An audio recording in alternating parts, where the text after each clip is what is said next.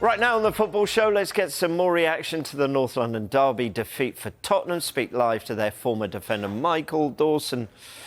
Yeah, there's no smile yet. Let's see if we can get one on there. Very good morning to you, Michael. Let's start with Tottenham. 3 straight defeats at home against Arsenal now. What did you make of their performance on Sunday? Good morning, Rob. Yeah, it was hard to bring a smile on Sunday afternoon, that's for sure. No, I think people are determined to look at results and determine how Spurs played, and we all know we're in an industry where results determine what our mindset thinks of the game. But I thought in the game, Spurs were very, very comfortable, playing well, in control of the game.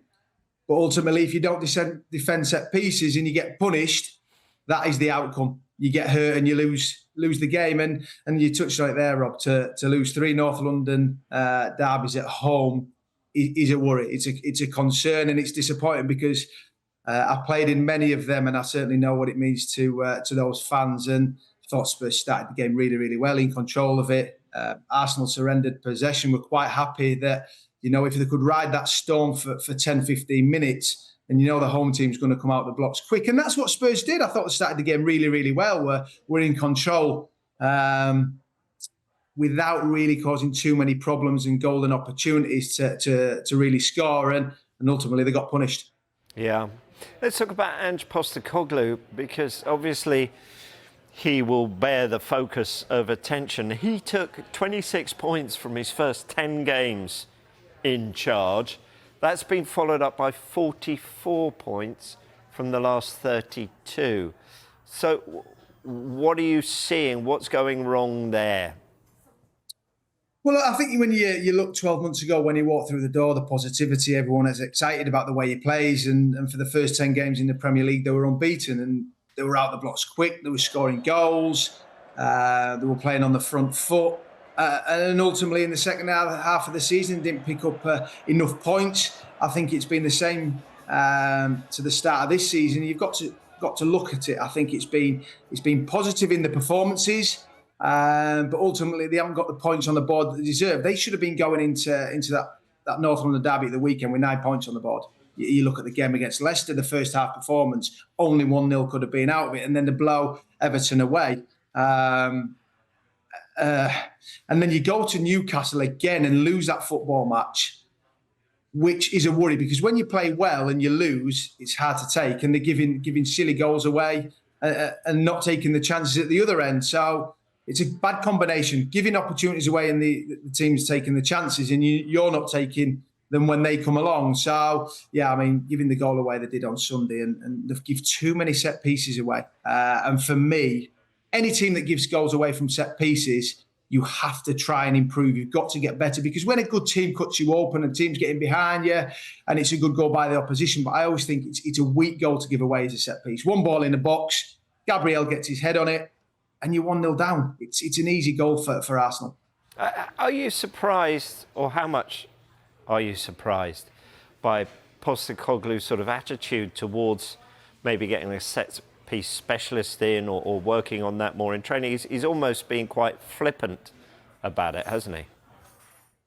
Yeah, I think that's probably to take a little bit of pressure off the players, because as a defender, you've gone through periods in your career where you've gone with struggling to defend set pieces, and Spurs are at this moment in time. That's clear. Last year they did a little bit of zonal. This year they've gone man marking, and you see it there. For me, I look at it's 4 yards out where Gabriel heads a ball from. But you look what Arsenal do. They surround Vicario, so there's traffic in front of him, so he can't come and clean that ball out and take everything. Romero gets a little nudge. And I mean, the delivery from Saka, they've gone, let's put it in this area. It's hard to put it on a sixpence, but the delivery's great. And Gabriel, slight nudge, and he wants it more than anyone else. And it's just that Ben White, I always look what Ben White does. He never has a real interest in going and heading the ball. What he's doing is he's trying to cause chaos for someone else to go and head it. And that's what happens when you work on set piece and it comes off. The set piece coach is delighted, but no more than Gabriel, who puts a ball in the back of the net. But I'm seeing those stats there, and that is something that is a worry. because 18 goals from set pieces is way too easy. But they'll be working on it, Rob. There's no doubting that they will be working on this and trying to put it right. But it just brings more anxiety in and around it. You're thinking, right, I'm going to stop my man scoring the goal. But you have to go and attack that ball, whoever it is. If it's there, go and head it.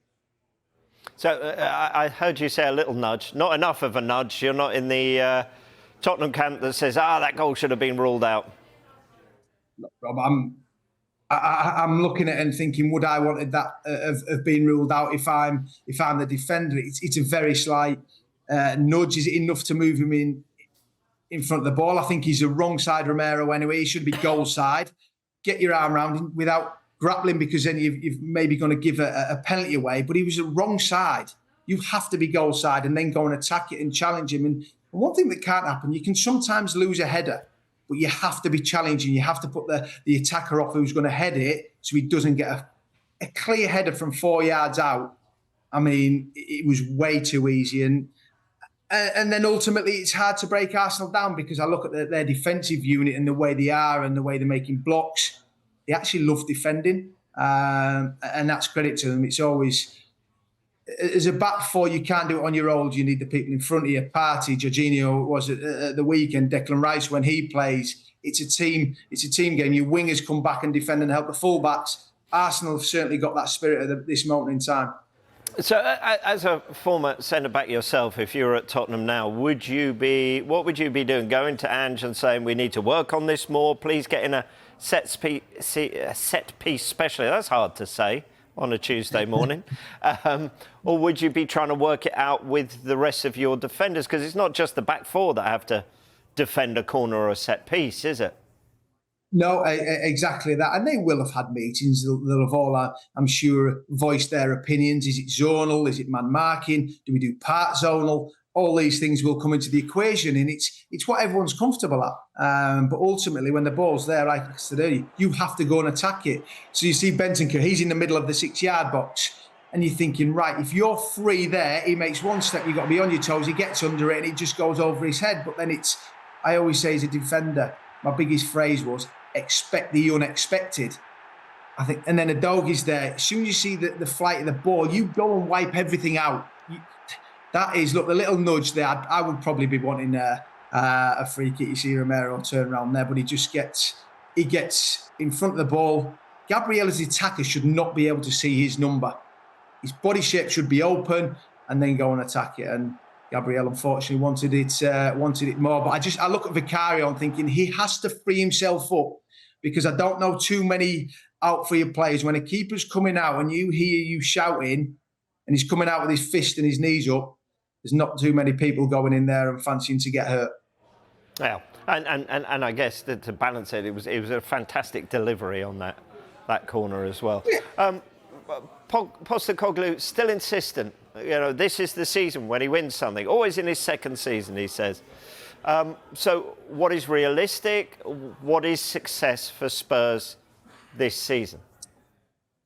Well, I hope he's right, and I hope he does deliver silverware, Rob. And I always said at the start of the season, I believe they can make top four. I still believe that. I think the performance is certainly in the first few games should have had more points. Like I said, I think the Carabao Cup tomorrow night, going to Coventry, I think this has got to be a competition that they look to go, can we win it? So, but you've also got to realise how hard it is. You look at the teams that have won it in recent years, the big teams, because it's becoming harder and harder to win it, because Premier League is so dominant by Manchester City, the FA Cup and your Carabao Cup. Yes, they're in Europe. So, yeah, fingers crossed for Tottenham. And Ange was certainly very buoyant about his statement on Sunday after the game. And that's maybe his intention to show, look, he wants success.